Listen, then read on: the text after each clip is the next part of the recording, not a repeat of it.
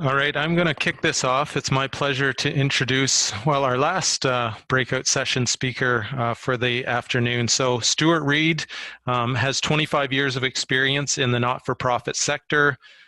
He's been the executive director of the Grey Bruce Community Foundation since 2016, after more than 4 years at Brock University as director of the Rodman Hall Arts Center.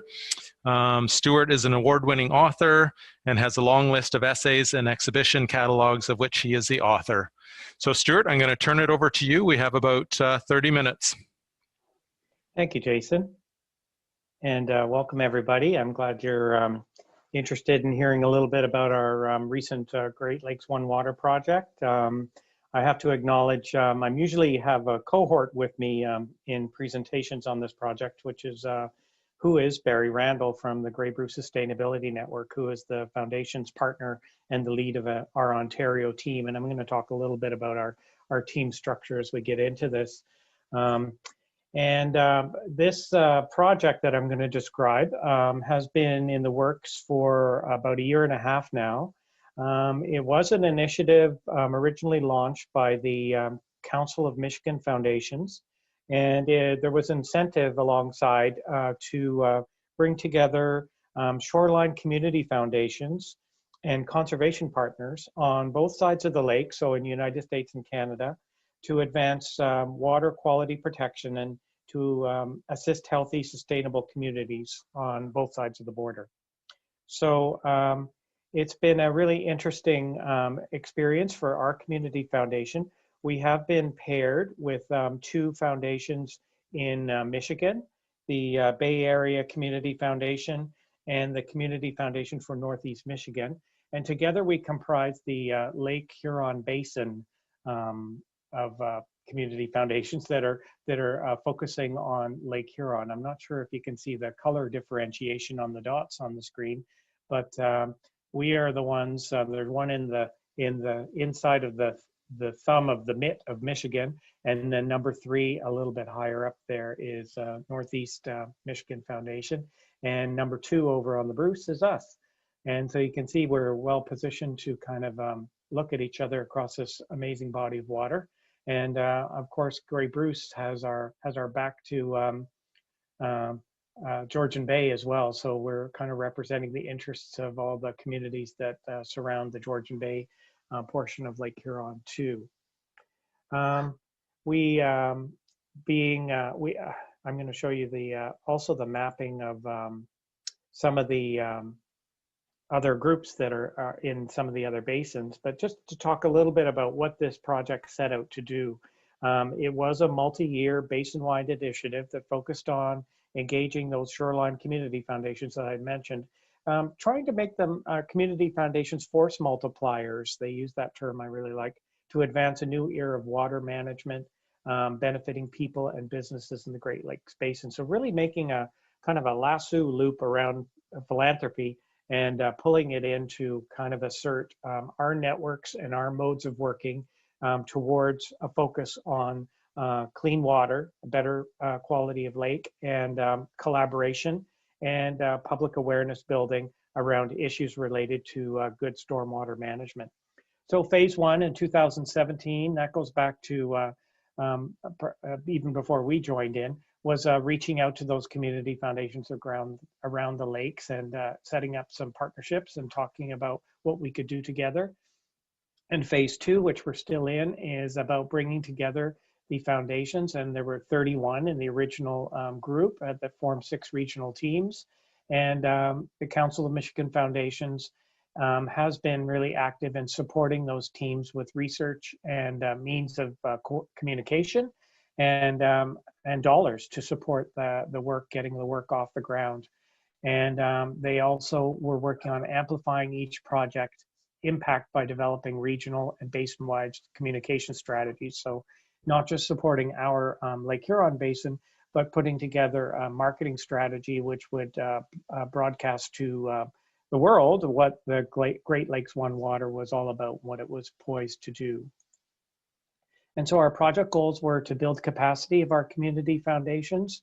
This has been a great learning for us as a philanthropic organization about imagining the resources we need to address some of the challenges we're learning about and support the agencies that are doing such good work related to water management in our region.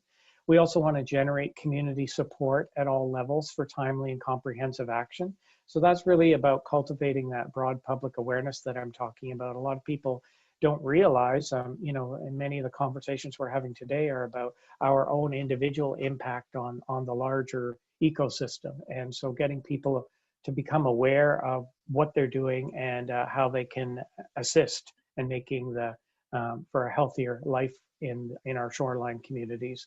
And we also wanted to deploy best practices. So that's about gathering knowledge and making inventories of projects and sharing good news stories with other people about new technologies, innovative ideas, risk management, and you know, other collaborations that are working as well to support healthy lakes as well. So the community foundation role in this was to govern, which is working with our fellow community foundations and how to deploy grants. And I'm going to tell you a little bit about some of the monies we've given out so far. About recruiting, so identifying individuals from our community to work on our local working team to develop and maintain our action agenda. And that action agenda came out of a collaboration from the community foundations that were engaged and engaging. So sharing that action agenda with citizens in our community, inviting input and support, and also feedback from our local community, which was very insightful for our regional team. And then leveraging, so community foundations on both sides of the border, we're trying to work with regional partners to bring resources together to support implementation of our action agenda. So it's really reaching out and talking to people that can help us move forward together on some of the goals that we set out.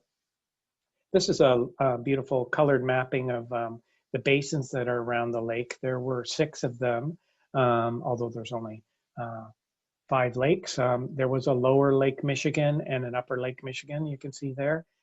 Lake Superior, Lake Huron, Lake Erie, and Lake Ontario. So it's interesting to look at the makeup of these different working groups. The Lake Huron one that we are part of was the only binational. The Lake Erie is all foundations that are on the north shore of Lake Erie. And then the other ones are this one, Lake Ontario, I'm sorry, Lake Erie was all American ones on the south side. Lake Ontario was all Canadian foundations on the north side of the lake. And we were the only one where we were working actively with our partners on the other side of the border.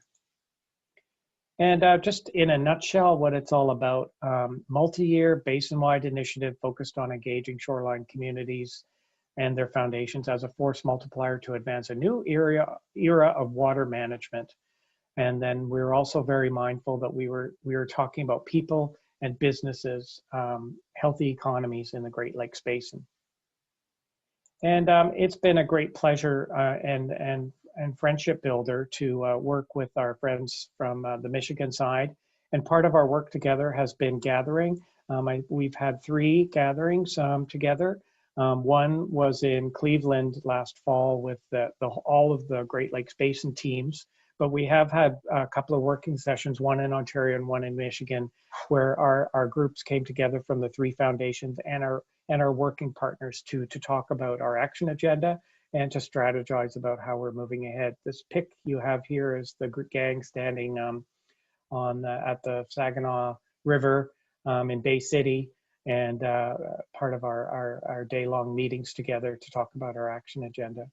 And so our regional team really focused about our community readiness to identify and implement nature-based solutions and to stormwater management, and to build robust citizen engagement that reduced polluted stormwater in order to provide accessible water and strong and vibrant communities. So quite a lofty goal. And in summary, our action agenda, which is kind of a long document that outlines many steps and many stages to our multi-year campaign, does hinge around these 3 verbs, which we use again and again in our work about engaging.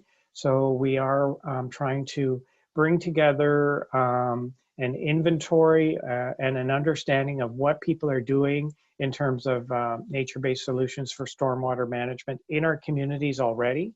And from that list, we have been drawing together our working groups. And we're also trying to build community awareness and values around good stormwater practice. And we've done that through all of our activities, whether that's a direct education program, I'm going to talk about some of the ones that have been happening in schools in Michigan, or through granting and celebrating projects such as green roofs in our community, or the one that we're looking at in Ontario was a shoreline revitalization project. All of those things are towards building a broader public understanding of the importance of good stormwater management and a healthy lake.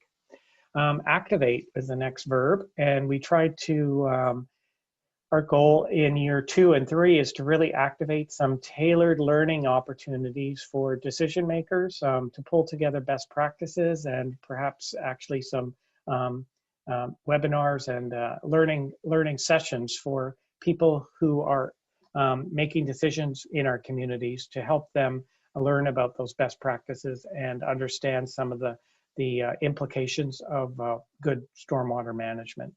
We're also engaged with planning and prioritization of projects, and we do that through our steering committee's work governing our granting, trying to really look at what's out there, what's happening, and choosing what to celebrate and what to move forward as a best practice in some of our public awareness building as well. And we're looking for new types of, or we're looking to make better use of demonstration projects. So people that are doing things that are innovative, that are leading edge, that are really helping the effort, we want to use those to link with our marketing efforts and our learning opportunities to really share good news about that kind of innovation, and make sure that it's a best practice that other people may adopt and that will be perhaps, cross-pollination across the border too.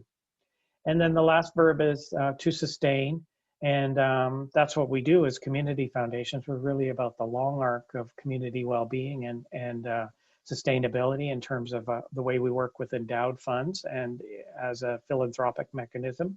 We're really trying to foster collaboration across sectors and across neighboring communities, and that engages all sorts of stakeholders in those communities, from local government to corporations to small business, larger business.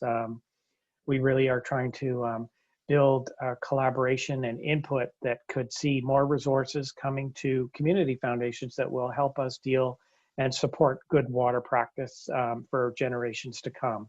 And that's what the leveraging resources is. We really want to ultimately build awareness about what we do and what we can do as a partner in this type of work to see resources that we manage generate grants that are going to propel good projects for generations to come, as I've said. So now I'm going to talk a little bit about what's been happening in Michigan, what's been happening in Ontario, both parallel streams of activity and complementary. And I should say as well, our Ontario team takes great pride in what Michigan's been doing, and I know they do the same with us.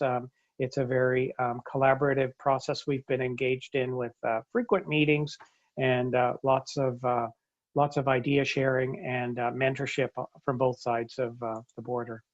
In Michigan, some of our team partners are illustrated here in terms of their logo: the Watershed Council, the Saginaw Basin Land Conservancy, the Watershed Initiative Network of Saginaw Bay, the National Marine Sanctuaries in Thunder Bay. That's one of the areas that we've supported through their Green Roof Project. Huron Pines, who, like Grey Bruce Sustainability Network, they're the lead on the Michigan side in terms of the on-the-ground project management. So you'll see that logo show up again and again. Sea Grant Michigan, which is one of our funders on the Michigan side, and the Michigan State University was also engaged on some of our project teams as well. Over the first year or so, we have been able to kind of get our feet wet in terms of how we're going to put some rubber to the road with this action agenda. And that's come about through a number of types of different projects that advance public awareness, that create an inventory of good practices, And philanthropically, we have been able to grant to a few key demonstration projects that are going to help us celebrate and educate and spread the word about good stormwater practice in light of climate change. So here, Huron Pines and the two Michigan foundations have supported some stormwater assessment plans with local municipalities. I believe that the city of Eau Gray, Michigan was one of those.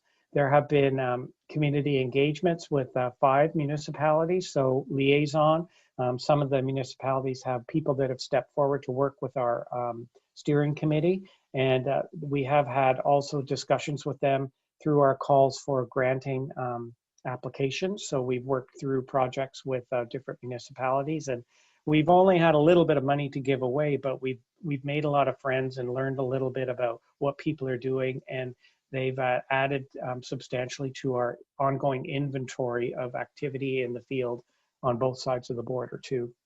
And Huron Pines has also led some great education stewardship projects. You can see the photo on the right here is of a school group engaged in a community garden related to good stormwater practice too. So we're really hitting intergenerational conversations about the issue as well. In terms of the projects that we've supported with grants, we were able to give away $50,000 of our startup money to 3 community projects that are funding green infrastructure work. And 1 project was in each of the domains of the 3 community foundations. So I'm going to talk about those in terms of my presentation. So this image here on the right is from Alpena, Michigan, and there's a little map there which shows you where Alpena is. So it's very close to the Northeast Community Foundation on the upper part of Michigan, on the northern part of the lake. This project received $25,000 to expand their existing living roof to maximize the overall green roof footprint and cover as much available green roof space as possible, utilizing vegetation to reduce the impact of stormwater runoff, both on the Thunder Bay River and Lake Huron in Alpena, Michigan. And so we're quite proud of that project, and we're continuing to receive updates from the Thunder Bay National Marine Sanctuary on the progress. Part of our mandate when we awarded the funds was that the recipient was going to be a partner with us on getting the word out about public awareness. So this roof is the subject of brochures and videos, and people get tours of it to kind of elevate understanding about the benefits of a green roof in terms of cooling and that trapping of water and the cleaning of water and the reduction of water that's actually flowing to storm sewers and then dirty water into the lake. Likewise, in Michigan, we work with the Saginaw Basin Land Conservancy on a bit of planning work. So some local ordinance amendment that would augment the installation of green infrastructure solutions in Hampton Charter Township. And again, the map here, it's down in that, I call it the space between the thumb and the mitt in Michigan, right in Saginaw Bay, Hampton Township. And that project received $15,000 to work with local communities to develop a set of recommendations for amending local ordinances that support green infrastructure to reduce runoff contamination and slow the fast flush of rainwater into Bay County rivers and lakes. And the funding will also aid in site selection and engineering design for a pilot project to model green infrastructure improvements for Bay Area communities. So money injected into planning. We're identifying a site that's going to be a great space for demonstration projects that we'll be able to share and tour and bring school groups to. And the local ordinances are really giving that education to decision makers and municipal bodies to really consider how green infrastructure can be integrated into planning, with the ultimate goal of reducing that contamination of stormwater flowing too fast into our lake. So those are the 2 Michigan foundations. I'll talk a little bit now about our Ontario team. got a picture here of a boardroom table at Harmony Center. We've had a couple of roundtable meetings gathering together partners that are engaged in water management projects across not just Grey and Bruce, but a little bit farther afield. There's another pic there of Barry Randall and Beth Ann Curry from the Grey Bruce Sustainability Network, welcoming Abby Ertel from Huron Pines and Tim Lanthier from Grey Sauble Conservation Authority at a visit that Abby made up to Ontario last summer, and standing in front of Inglis Falls. And there's some real innovative work happening at Inglis Falls that we wanted to show her and to celebrate in terms of rethinking stormwater in relation to that facility. I'll show you a little bit of our partners in Ontario. I mentioned that they spread a little wider than Grey and Bruce. We're working with our local conservation authorities, of course, Saugeen and Grey Sauble, been great partners and so supportive. We are also working with the Lake Huron Coastal Center, which is down in the Goderich area, and the Bruce Peninsula Biosphere Association. The City of Owen Sound has been engaged with us, talking about opportunities and supporting our work and discussion. The Bagitawad Alliance, who I hope some of you were able to attend the wonderful presentation this morning with Victoria Serta and Natasha Akawenzi about some of the great work they're doing along our shorelines and around Bruce Peninsula. Saugeen Shores has been a municipal partner that stepped up and supported one of the projects that we're working on too. And this is just, I think Barry put the slide together, but there's a lot of organizations that have been at the table that maybe we don't have a logo for, and that table is kind of free flowing. When we convene our meetings, we send the invitation out broadly to the people that have been working on water initiatives, and we have a different constellation of friends and colleagues that show up when we do them, and we're looking forward to that reactivation of the working table post-COVID. In terms of our activities in year one in Ontario, we were quite actively engaged with public awareness through some of the initiatives that the Bruce Grey Sustainability Network was engaged in, their coffee houses and visits that Barry and I made to other public events, such as the powwow up at Miashinaming, and we also attended some of the lectures that the Lake Huron Center for Coastal Conservation ran over in Southampton and Saugeen Shores.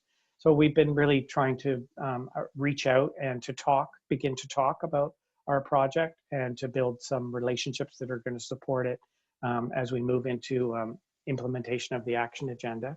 And we've also been looking at enhancing our inventory of infrastructure and stormwater readiness projects across the region. So really building a list and documenting who we're talking to and what we're learning about some of the innovative solutions that are at work here.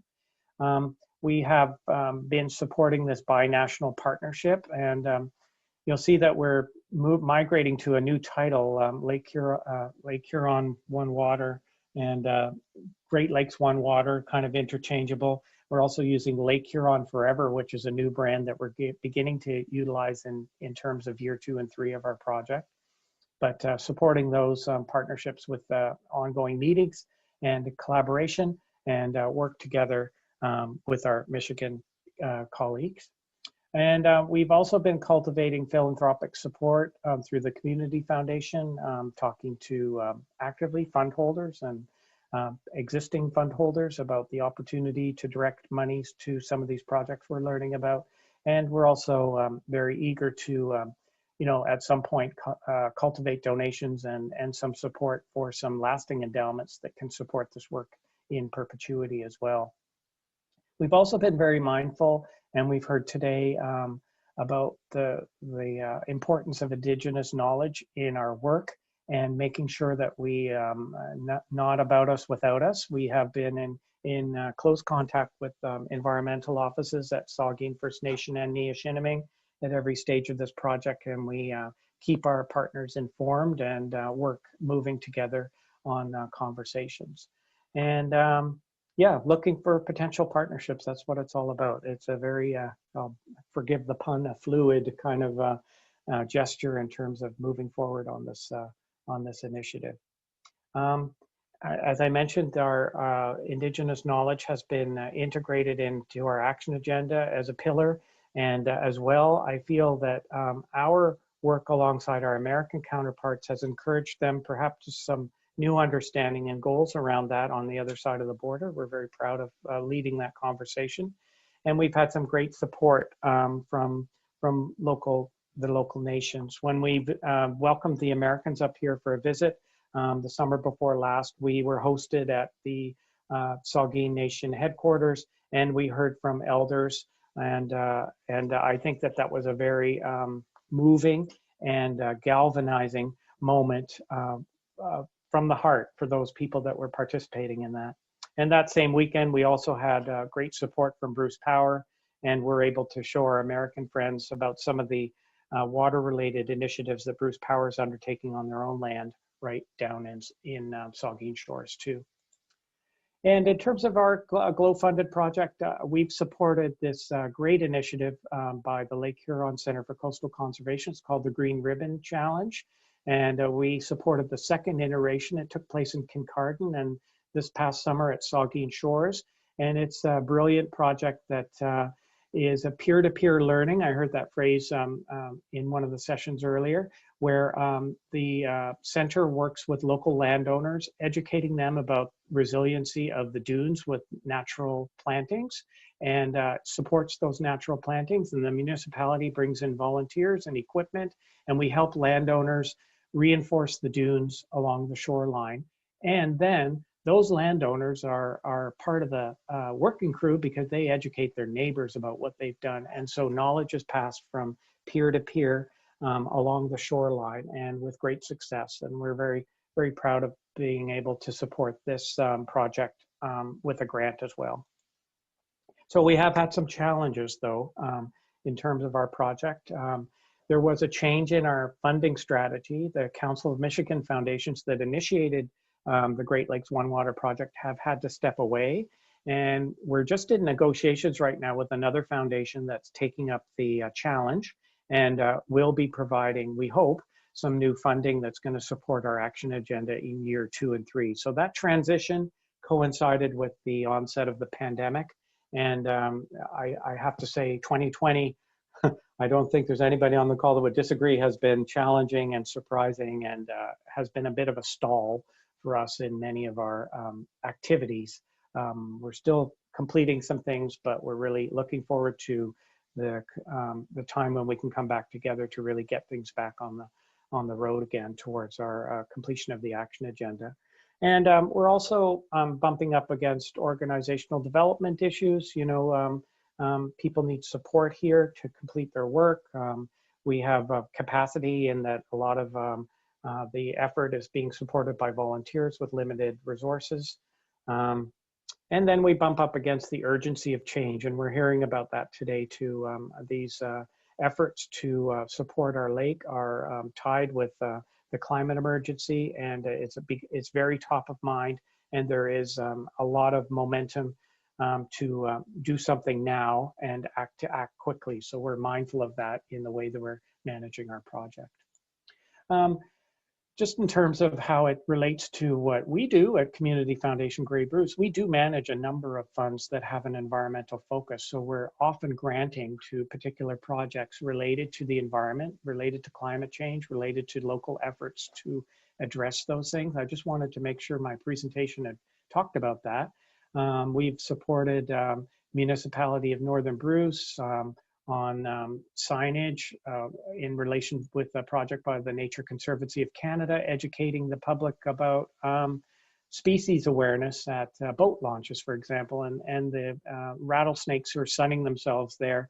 You know, we supported a project that put signage there to make people cautious but respectful of the other species in those prime locations where interspecies interaction comes into play, and we want to protect both of those.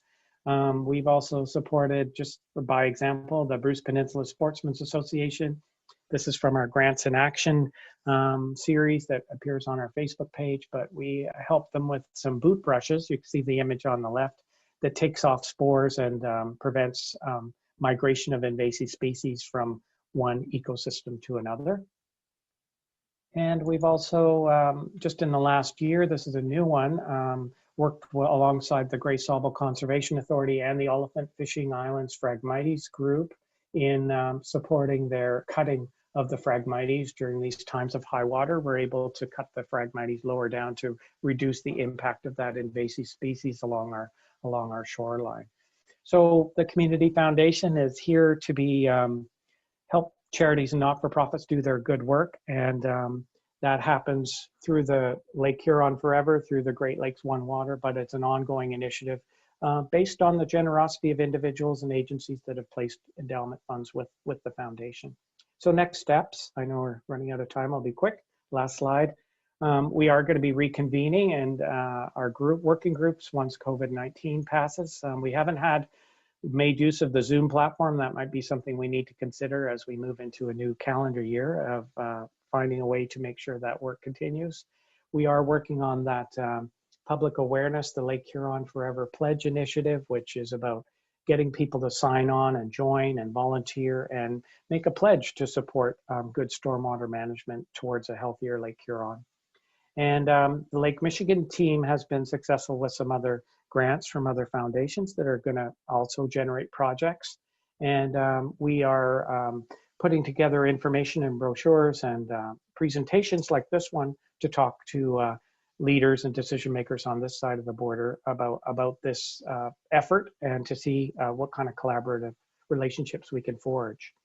And as I mentioned, we continue our monthly steering committee meetings with Ontario and Michigan, and that's been a wonderful partnership and a great collegial network building part of our work together, and that's going to continue, I'm sure, long after the Great Lakes One Water project concludes. So if you would like some more information or to get involved, or you can reach Barry Randall or I, and our email addresses are on the screen there. And I thank you for your kind attention, and I'm happy to answer any questions that there might be from the group. So there were a couple questions, Stuart. So one is asking about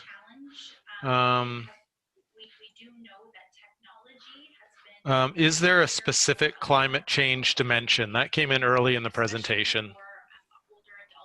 Actually, Well, that was a question from me, Stuart, Arlene. And what I'm thinking about is the bigger picture in terms of climate change beyond coastal and stormwater management. I'm thinking about really like 50, 100 years down the road and what's happening with the larger climate change picture. Well, we're ever mindful of that, Arlene, and it's.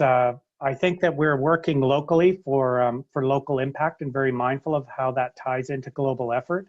And the shorelines and some of the ways that we're returning water back into the lake, that is so important now. We heard this morning as well about the impact of development along our shorelines and the edges of rivers and things like that. We don't have the natural lungs of land to cleanse the water before it's returned. So we feel that this is something that we've bitten off a little bit, but it's a big portion of how we live in this part of the world with on this amazing resource that has global impact, the world's largest reserve of fresh water.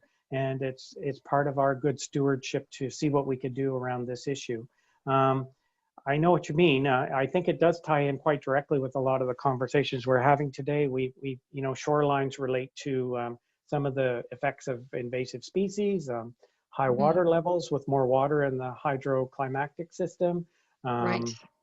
There's lots of ways to tie it in, but it is quite focused on that particular issue, and I think that gives us a little bit of that focus brings clarity with it, and I think helps us plan and to really mobilize. And in our work, in the foundation's work, it's so much about relationship building.